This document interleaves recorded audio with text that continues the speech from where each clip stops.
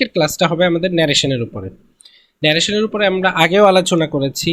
So আজকে আবার প্রথম থেকে একদম ধাপে ধাপে ধাপে ধাপে প্রত্যেকটা টপিক ধরে ধরে আলোচনা করব, যাতে করে আমাদের ন্যারেশন রিলেটেড কোনো কোয়েশ্চেন না থাকে এবং কি ইজিলি আমরা সলভ করতে পারি।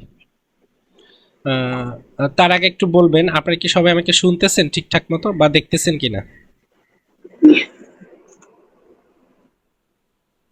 মাইক্রোফোনগুলো অন রাখতে পারেন যেহেতু আপনারা কম আছেন সংখ্যায়। জি স্যার, দেখতে পাচ্ছি।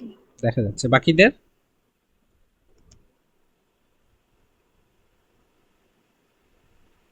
বাকিরা কি জি স্যার, দেখতেছেন? হ্যাঁ, ঠিক আছে। আচ্ছা, প্রথম স্লাইডটাতে আমরা যেটা দেখতেছি, যা দেখা যাচ্ছে প্রথম স্লাইডে আমাদের,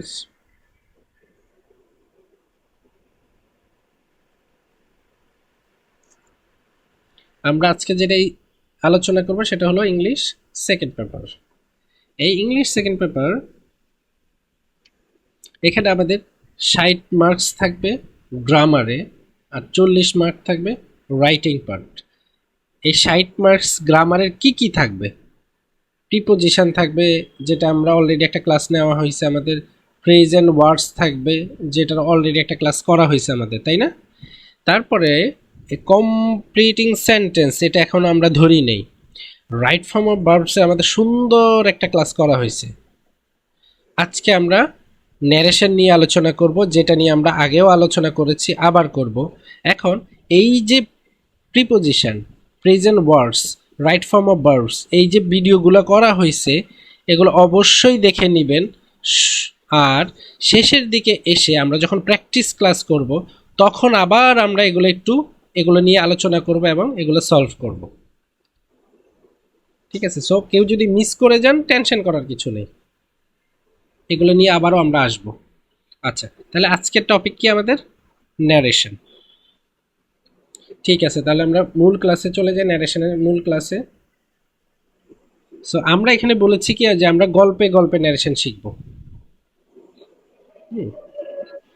সো গল্পে গল্পে যেহেতু ন্যারেশন শিখব, এখন কেউ যদি গল্পে একটু অমনোযোগী থাকে, তাহলে হয় কি, গল্পটা মিস করে ফেলে না, এবং গল্পটার স্বাদ থাকে না তার কাছে। যে গল্প শোনার যে প্রকৃত স্বাদ এবং গল্পটা যে অনেক মজা হয়, সেটা সে মিস করে ফেলে, তখন তার কাছে আর গল্পটা ভাল লাগে না। সো আপনাকে খুব মনোযোগ দিয়ে শুনতে হবে এবং দেখতে হবে। মনে রাখবেন, আমি কিন্তু মাঝে মাঝে প্রশ্ন করব আপনাকে। সো আপনি যদি আমার প্রশ্নের উত্তর না দিতে পারেন, তার মানে হলো আপনার মনোযোগটা নাই ক্লাসে। তো আপনাকে সম্পূর্ণ মনোযোগ দিয়ে দেখতে হবে। আচ্ছা, এবার আমরা চলে যাই ন্যারেশন। ন্যারেশন কি এবং ন্যারেশন দেখতে কেমন এবং ন্যারেশন করতে কি কি লাগে, এই প্রথমে 3 থেকে 4টা জিনিস আমরা একটু দেখে নিই।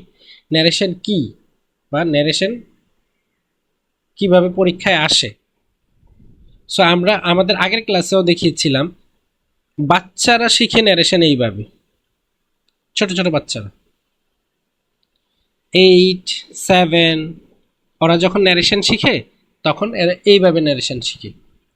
একটা বাক্য থাকবে, অ্যাসার্টিভ একটা বাক্য থাকবে, ইন্টারোগেটিভ একটা থাকবে, ইম্পারেটিভ, অবজেক্টিভ, এক্সক্লেমেটরি, এরকম বাক্য থাকতে পারে সেন্টেন্সের উপর ভিত্তি করে। তারপর তারা এরকম লাইন ধরে ধরে সলভ করে। হ্যাঁ, তো লাইন ধরে ধরে সলভ করা, এটা আমাদের প্রথমে শিখতে হবে বাচ্চাদের মতো করে। কিন্তু আমাদের পরীক্ষার হলে থাকবে এইরকম, এটাকে বলা হয় প্যাসেজ ন্যারেশন। একটা প্যাসেজের মতো করে থাকবে। যেমন এই যে অনেকগুলো বাক্য আছে, এই বাক্যগুলোকে যখন আমরা একসাথে মিলিয়ে লিখব, তখন অনেকটা এরকম হয়ে দাঁড়ায়, যেখানে যে কোনো সেন্টেন্স থাকতে পারে, তাই না, পরীক্ষার হলে। সো আমরা যদি এই জায়গাটা ভালো করে সলভ করতে পারি, বিশেষ করে এই জায়গাটা, এইটুকু, এই বাক্যগুলো ভালো করে সলভ করতে পারি, তাহলে এটা আমাদের জন্য সহজ হয়ে যায়। আমি সবসময় বলি, 90 থেকে 95% যদি আপনি এটা সলভ করতে পারেন, তাহলে এটা আপনার জন্য প্রায় 90% ইজি হয়ে যাবে, সহজ হয়ে যাবে। তো এবার খেয়াল করে দেখেন, আপনি যদি এটা সলভ করতে পারেন, তাহলে এটা আপনার জন্য সহজ। তাহলে আমাদের এটা আগে ভালো করে করা উচিত। তাই না? আচ্ছা, এবার আসেন আমরা এটা করতে কি কি লাগবে আমাদের, এই ন্যারেশন সলভ করতে কি কি লাগবে। ন্যারেশন সলভ করতে গিয়ে আমাদের এই 6টা জিনিস লাগবে। টেন্স লাগবে, sentence, parts of speech, number, person এবং ওয়ার্ড চেঞ্জ। এখন এই টেন্স, এটা আমরা ছোটবেলা থেকে শিখে আসছি, কিন্তু যেভাবে শিখছি সেভাবে শেখা আমাদের পরিপূর্ণ শেখা হয়নি। সো আমরা এই ক্লাসে একটু ছোট করে আলোচনা করে যাব এটার উপরে। সেম একই অবস্থা হবে, sentence, parts of speech, number, person. এই ওয়ার্ড চেঞ্জটা এই চেঞ্জটা শুধু ন্যারেশনের ক্ষেত্রেই কাজে লাগে। সো এইটা আমরা পরবর্তীতে শিখবো। প্রথমে আমরা ধাপে ধাপে এই 5টা শিখবো। হ্যাঁ, সো আজকের ক্লাসে আমাদের প্রথমে এই 5টা শেখার উপরে হবে। আচ্ছা, এখন কথা হলো যে এই 5টা শিখলাম, শেখার পরে কি আমার ন্যারেশন হয়ে যাবে? না। এই 5টা শিখলাম বলতে এই 5টাকে আমরা চিনবো, জানবো। এরপর এটা ন্যারেশনে কিভাবে ব্যবহার হয় সেটা আমরা শিখব। তারপরে আমরা ব্যবহার করা শুরু করব। ঠিক আছে? তাহলে কয়টা ধাপে করব? প্রথমে আমরা একে চিনব, চেনার পরে এ কীভাবে ন্যারেশনে ব্যবহার হয়েছে সেটা জানব। তারপর আমরা নিজেরা ব্যবহার করব। এরপর আসছেন এই 3টা মিলিয়ে উত্তম ব্যবহার করব। তখন আমরা প্রথমে আমরা এটা চিনব, তারপরে ন্যারেশনে কীভাবে ব্যবহার হচ্ছে সেটা জানব, তারপরে আমরা নিজেরা ব্যবহার করব, তারপরে উত্তম ব্যবহার করব। তাহলে কয়টা ধাপ হলো এখানে? 4টা ধাপ, তাই না? এই 4টা ধাপে আমরা খেয়াল রাখবো। তাহলে দেখেন এই 4টা ধাপের কথা বলা হয়েছে। ন্যারেশন ব্যবহারের জন্য এই 6টি উপকরণ ভালোভাবে চিনতে হবে। এরপর কিভাবে ন্যারেশনে ব্যবহৃত হয় তা শিখতে হবে।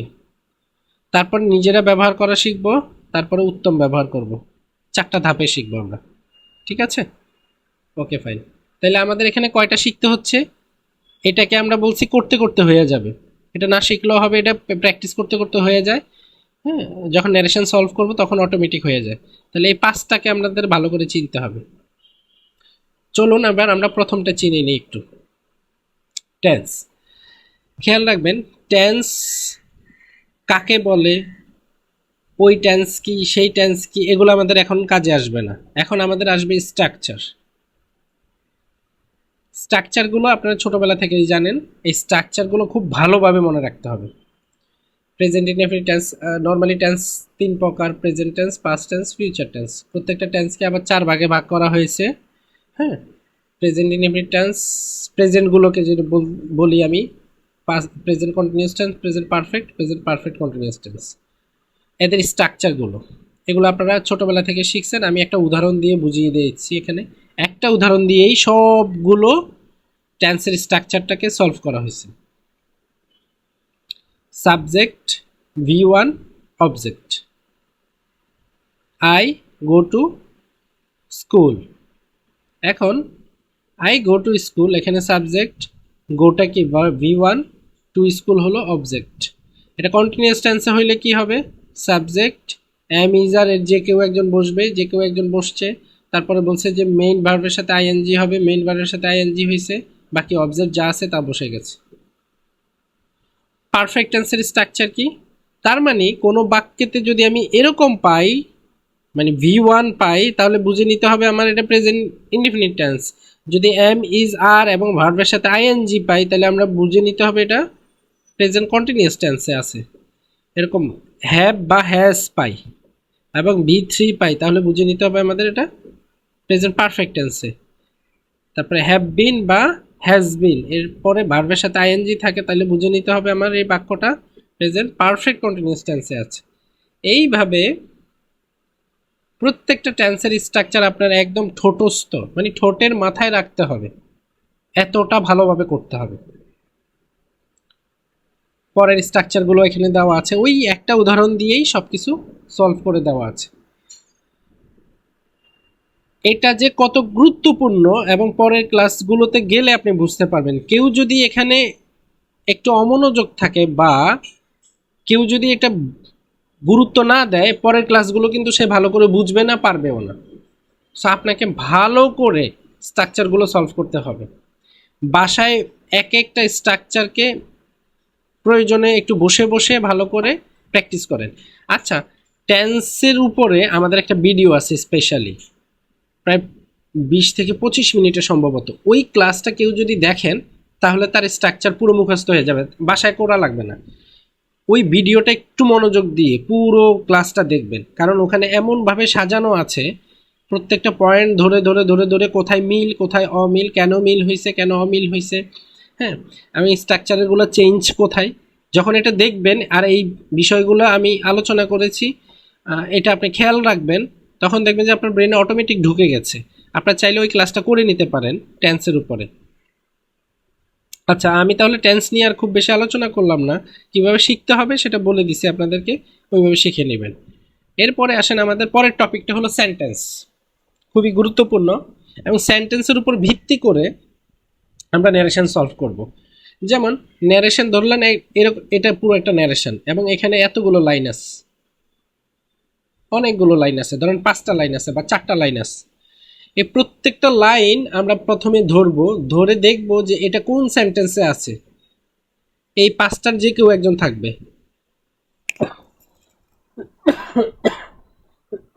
দুঃখিত, এই 5টার যে কেউ একজন থাকবে। তখন আমরা ধরেন এটা এই বাক্যটা যে সেন্টেন্সে আছে সেই সেন্টেন্সের কাছে চলে আসব, এসে এই সেন্টেন্সে কিভাবে পরিবর্তন হইতে বলছে এই পরিবর্তনের নিয়ম অনুযায়ী এটাকে চেঞ্জ করে ফেলব। এই সেন্টেন্সটা ধরেন এই সেন্টেন্সের অধীনে পড়ছে, তখন আমরা এর যে পরিবর্তনের নিয়ম, এক্সক্লেমেটরি যে পরিবর্তনের নিয়ম সেই অনুযায়ী একে পরিবর্তন করে ফেলব। খেয়াল করে দেখেন, তাহলে এই যে প্যাসেজ ন্যারেশনে যে বাক্যগুলো আছে এই বাক্যগুলো কোনটা কোন সেন্টেন্স সেটা তো আমার ফাইন্ড আউট করতে হবে আগে, তাই না? ওই বাক্যটাকে আমাকে চিনতে হবে আগে। ওকে ফাইন, এবার আমরা আসি এই বাক্যগুলো চিনব কিভাবে সেটা জানি। অ্যাসার্টিভ সেন্টেন্সে বাক্যের প্রথমে কর্তা থাকবে, খুবই সহজভাবে মাথায় রাখবেন। একটা বাক্য লিখলাম, যেমন আই গো টু স্কুল, এটা একটা বাক্য। প্রথমে কর্তা আছে দেখেন, শেষে ফুল স্টপ, আইএস, এরকম কর্তা থাকবে বাক্যের প্রথমে। তো অ্যাসার্টিভ সেন্টেন্সে কি বলছি, বাক্যের প্রথমে কর্তা থাকবে। ইন্টারোগেটিভ সেন্টেন্সে বাক্যের শেষে প্রশ্নবোধক চিহ্ন থাকবে। যেই বাক্যের শেষে সরি যেই বাক্যের শেষে প্রশ্নবোধক চিহ্ন থাকবে সেটা ইন্টারোগেটিভ সেন্টেন্স, খুব সহজে বুঝে নেবেন। ইম্পারেটিভ সেন্টেন্স, ইম্পারেটিভ সেন্টেন্স বাক্য চেনার উপায় কি? ইম্পারেটিভ সেন্টেন্সে বাক্যের প্রথমে কর্তা থাকবে না, সাধারণত ভার্ব দ্বারা শুরু হবে বাক্যটি, অথবা লেট দ্বারা শুরু হবে। যেমন প্লিজ, প্লিজ কাম হেয়ার। আচ্ছা, এখানে দেখেন তো প্লিজ আছে, কোথাও কি কর্তা আছে? নাই। লেট মি গো, এখানে কর্তা আছে? নাই। তারপরে give me a glass of water, কর্তা আছে, ভার্ব দ্বারা শুরু হয়েছে, give, give me a glass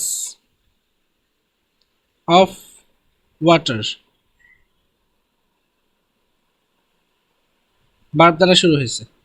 তাহলে ইম্পারেটিভ সেন্টেন্সে আমরা কি বলছিলাম, কর্তা থাকবে না প্রথমে, ভার্ব দ্বারা শুরু হতে পারে, লেট দ্বারাও বাক্যটা শুরু হতে পারে। এবার আসেন অপারেটিভ।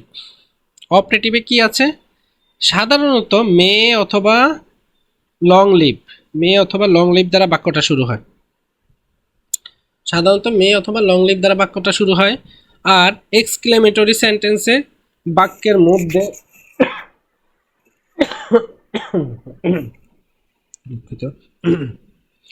বাক্যের মধ্যে বিস্ময়কর চিহ্ন থাকবে, এটা যে কোনো জায়গায় থাকতে পারে, বাক্যের প্রথম শব্দটার পরেও থাকতে পারে, শেষের শব্দটার পরেও থাকতে পারে, মাঝখানেও থাকতে পারে, যে কোনো জায়গায় বিস্ময়কর চিহ্ন থাকতে পারে।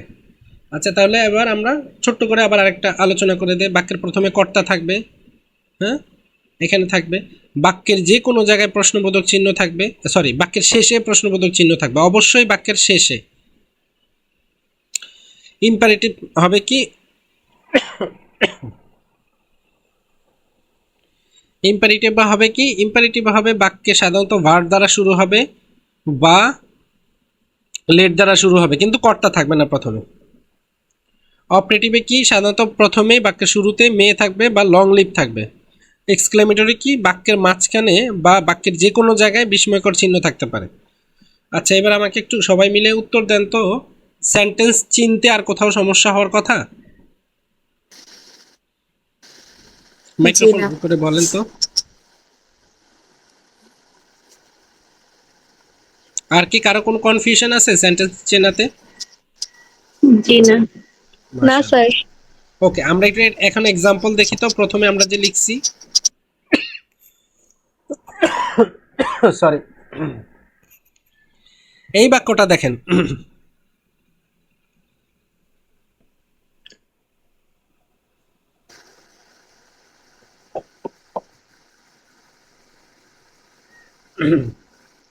I am going to school. বাক্যের প্রথমে কর্তা আছে না? দেখেন তো শেষে কি প্রশ্নবোধক চিহ্ন আছে? জি না। কোনো বিস্ময়কর চিহ্ন আছে? না। না। ইয়েতে তারপরে কি মে বা লং লিভও নাই প্রথমে, তার মানে এটা কি অ্যাসার্টিভ? জি। আচ্ছা, বাক্যের শেষে প্রশ্নবোধক চিহ্ন আছে, তার মানে কি এটা ইন্টারোগেটিভ। ইন্টারোগেটিভ। মাশাআল্লাহ। ভার্ব দ্বারা শুরু হয়, ইয়েতে কর্তা নাই, প্লিজ দ্বারা শুরু হয়েছে, লেট দ্বারাও শুরু হয়নি, কিন্তু কর্তা নাই প্রথমে, শেষে প্রশ্নবোধক চিহ্ন নাই, মে বা লং লিভ নাই প্রথমে, এক্সক্লেমেটরি চিহ্নও নাই, তার মানে এটা কি ইম্পারেটিভ। মে দ্বারা শুরু হয়েছে, অপারেটিভ, বিস্ময়কর চিহ্ন আছে, এক্সক্লেমেটরি। এক্সক্লেমেটরি। ক্লিয়ার? জি। জীবনে আর কোনোদিন ভুল হবে সেন্টেন্স? না। মাশাআল্লাহ, সবাই শিখে ফেলছে। এবার চলে যাই আমরা সেন্টেন্সের পরে পার্টস অফ স্পিচ। খুব মনোযোগ দিয়ে শুনবেন, তাহলে বুঝতে পারবেন। এটাও দেখবেন যে ইনশাল্লাহ শেষ হয়ে গেছে আলোচনাতে। খেয়াল রাখেন, ধরেন এটা একটা বাক্য, কই গেল,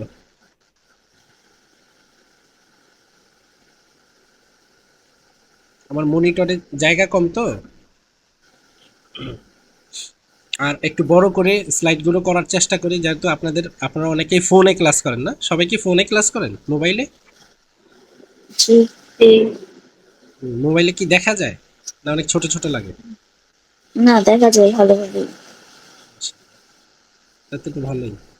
আমি তো ভাবতেছি যে মনে হয় দেখা যায় কিনা, আপনারা বুঝেন কিনা, এর জন্য স্লাইডগুলো অনেক বড় বড় করে করি, যেন কোনোভাবেই আপনাদের সমস্যা না হয়। আচ্ছা, ধরে নিলাম এটা একটা বাক্য, হ্যাঁ।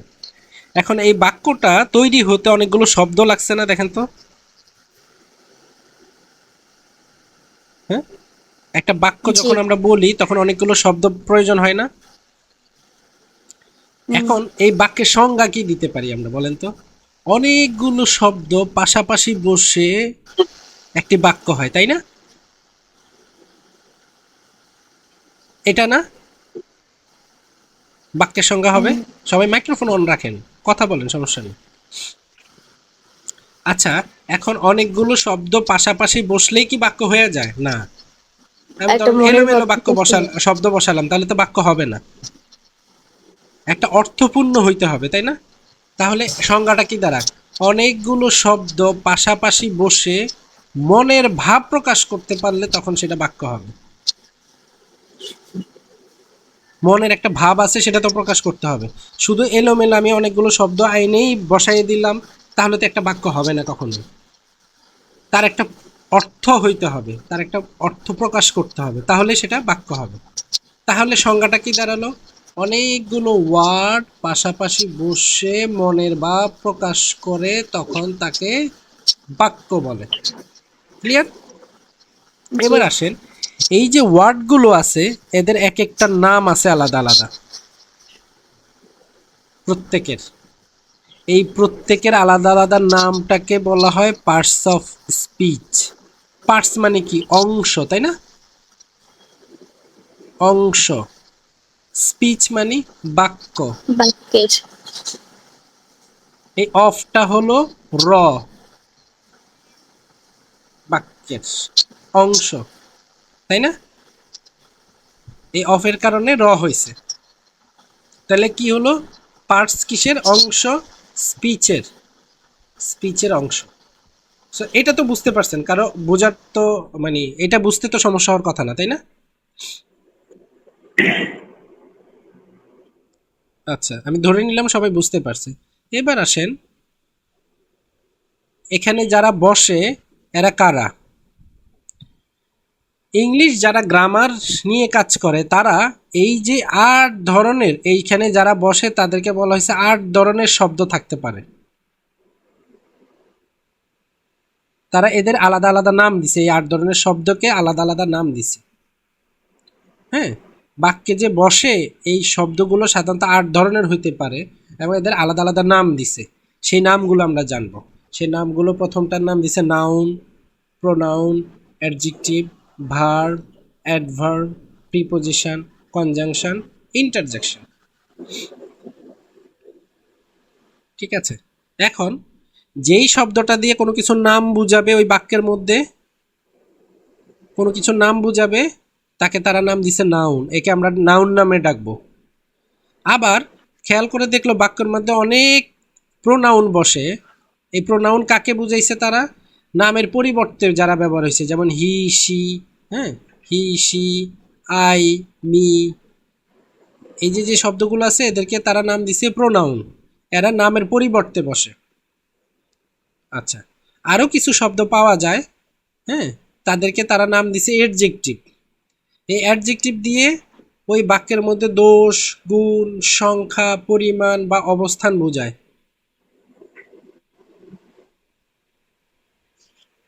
ওই শব্দগুলো দিয়ে তা ওই রকম কোনো শব্দ পাইলে তারা তখন তাকে বলবে অ্যাডজেক্টিভ। ভার্ব, কিছু শব্দ আছে যারা কাজ করে, এরকম কাজ করা শব্দগুলো পেলে তারা তাকে তারা তাকে ওই ভার্ব নামে ডাকে। অ্যাডভার্ব খুবই গুরুত্বপূর্ণ।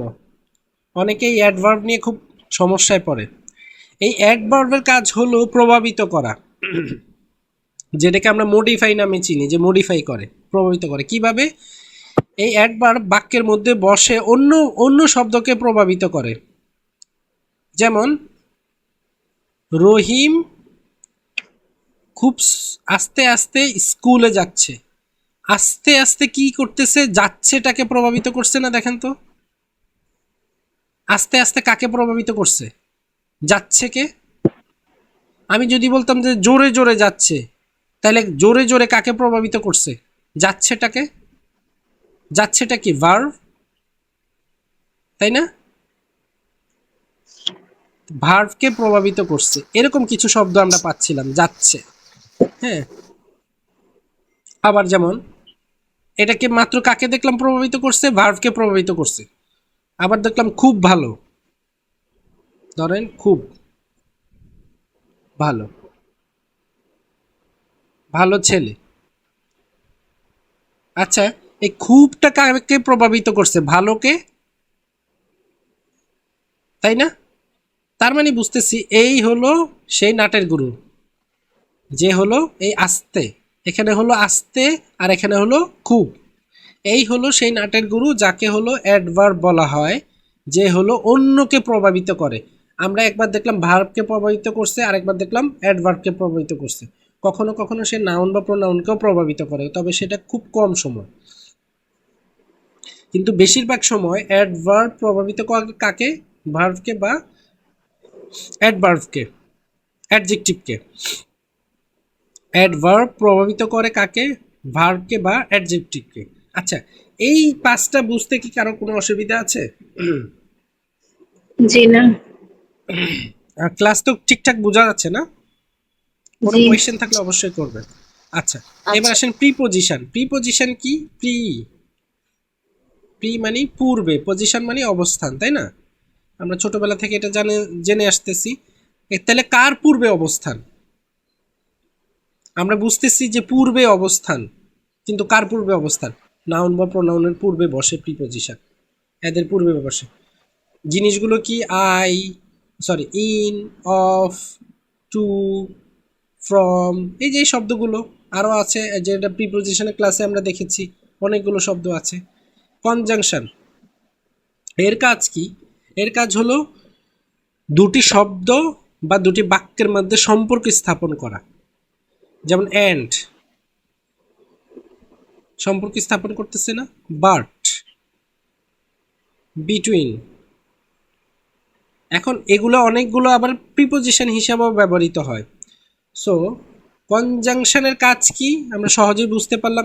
অর, এটাও কিন্তু কনজাংশন, দুটি বাক্য বা দুটি শব্দের মধ্যে এরা সম্পর্ক স্থাপন করে। আচ্ছা, এবার হচ্ছে ইন্টারজেকশন। ওই যে এক্সক্লেমেটরি সেন্টেন্সে আমরা পড়ছিলাম না, বিস্ময়কর চিহ্ন থাকবে। বিস্ময়কর কিছু শব্দ আছে তাই না?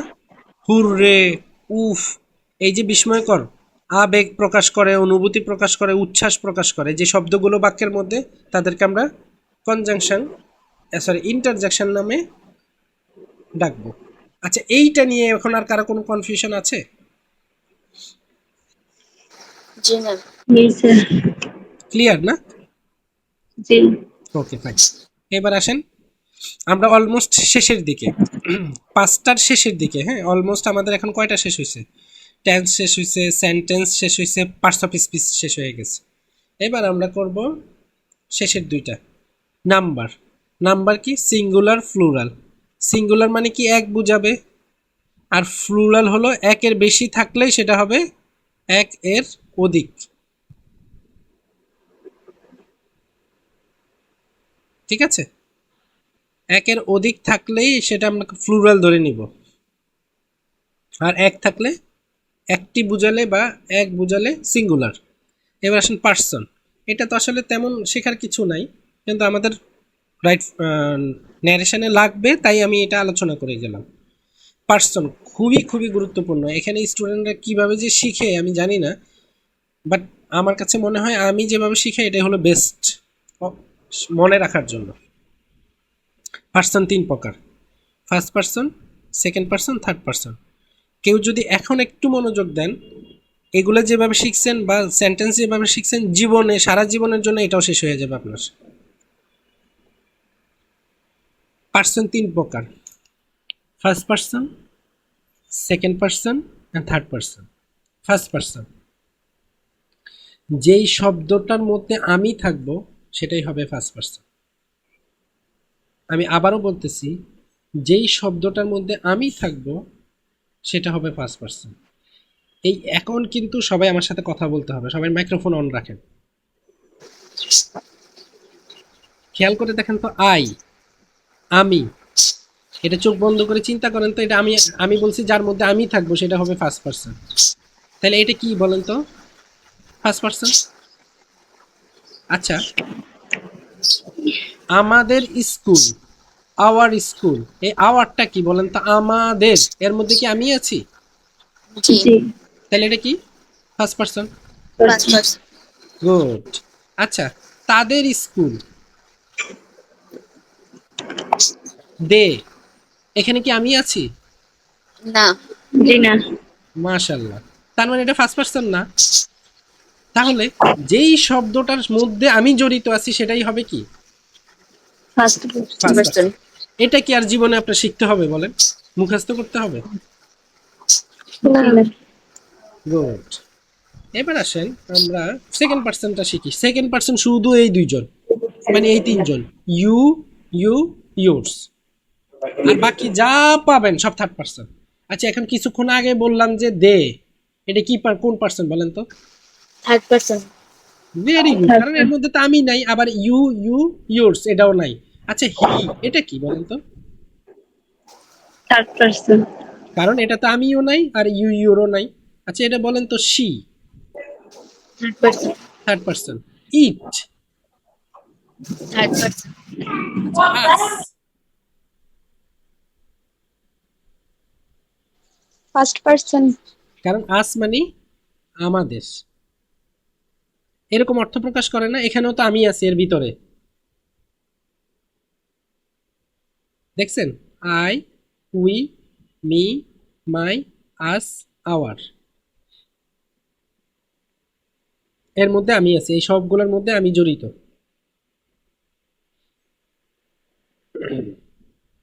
তাইলে ইট কি হবে বলেন তো? Third third person. Person. Third person, কারণ এর মধ্যে আমিও নাই, ইউ ইউ ইয়োরসও নাই, তার মানে এটা থার্ড পার্সন হবে। তাহলে আমি যদি রহিম বলি,